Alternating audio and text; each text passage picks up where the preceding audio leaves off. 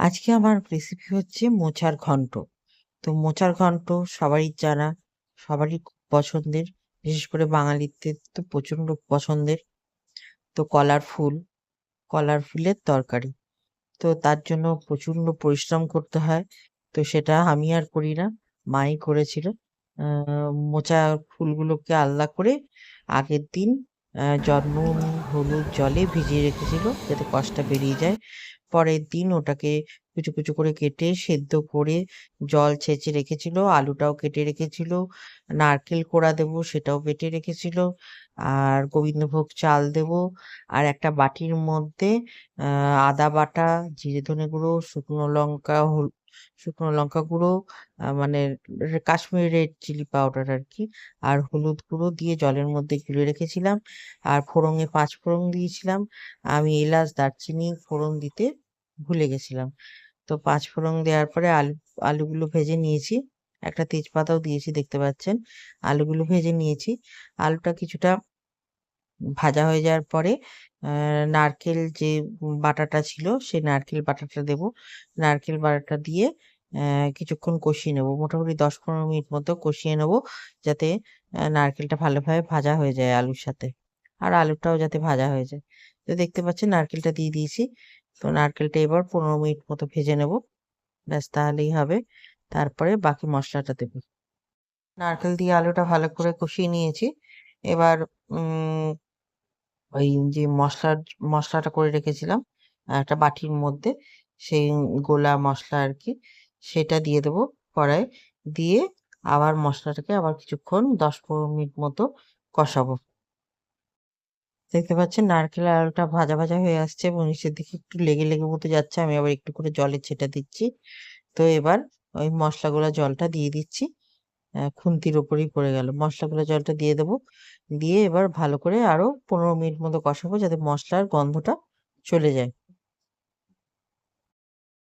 ব্যাস মসলাটাও কষানো হচ্ছে মোটামুটি ১০-১৫ মিনিট হতে চললো। মাঝে একটু করে জলের ছিটাও দিয়েছি আরকি। আর একটু ঘি দিয়েছিলাম।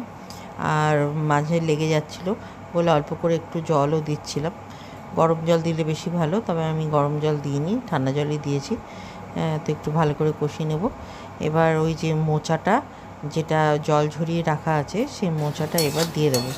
মোচাটা দিয়ে এই বাকি যে মশলাটা কষানো হবে ওই মোচার সাথে মশলাটা ভালো করে কষাবো।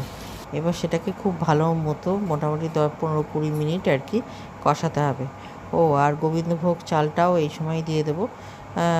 মানে মশলাটা কিছুটা কষানো হয়ে গেলে গোবিন্দভোগ চালটাও দিয়ে দেবো। ওটা পরে তারপরে মোচাটা দেবো। মোচাটা দিয়ে দিলাম। মোচাটা আর গোবিন্দভোগ চালটা মোটামুটি একসাথে ভালো করে মশলার সাথে কষিয়ে নেব। বেশ টাইম নিয়ে মিডিয়াম লো ফ্লেমে মোচাটাকে কষাবো ১৫-২০ মিনিট ধরে। আর যদি একটু লেগে যায় তাহলে অল্প করে একটু জলের ছিটা দেবো। ব্যাস এরমভাবে কষাবো। আর নুন মিষ্টি যে যার মতো দিতে হবে স্বাদ অনুযায়ী। তবে একটু মিষ্টি, মিষ্টি হলে মোচার ঘন্ট খারাপ লাগে না। তো আমি একটু মিষ্টি মতো ২-২.৫ চামচ মতো দিয়েছিলাম চিনি, যাতে একটু মিষ্টি, মিষ্টি মতো হয়। তো খেতে তো খুবই ভালো হয়েছিল। আর নুনটাও দিতে হবে পরিমাণ মতো। যে যেমন নুন খায়, কেউ যদি একটু বেশি খায় তো বেশি, কম খায় তো কম। কিন্তু এটা একটু মিষ্টিই ভাল লাগে। তো এরকম করে মোটামুটি ২৫ মিনিট মতো আমি কষিয়ে নিয়েছিলাম মিডিয়াম লো ফ্লেমে। ব্যাস মোটামুটি অনেকটা কষানো হয়ে এসছে। আর একটু কষাবো। এটা কষানোর উপরেই এর টেস্ট নির্ভর করে। যত ভালো কষাবো তত ভালো টেস্ট হবে। আর জল খুব একটা তো হয় না, শুকনো শুকনোই হয়। শুকনো শুকনো ভাত দিয়ে মেখে খেতে খুব ভাল লাগে। কেউ কেউ আবার ছোলাও দেয়। তো এবার ছোলা দিইনি, গোবিন্দভোগ চাল দিয়েছিলাম। তো আমার মোচার ঘন্টটা মোটামুটি হয়ে এলো। তো আপনারাও এরকম করে ঘরে বানাবেন। আশা করি আপনাদেরও খুব ভাল লাগবে এবং কিরকম হলো জানাবেন কমেন্টে। তাহলে আমিও ইন্সপায়ার হব। সবাই ভালো থাকবেন। ভিডিওটা এখানেই শেষ করলাম।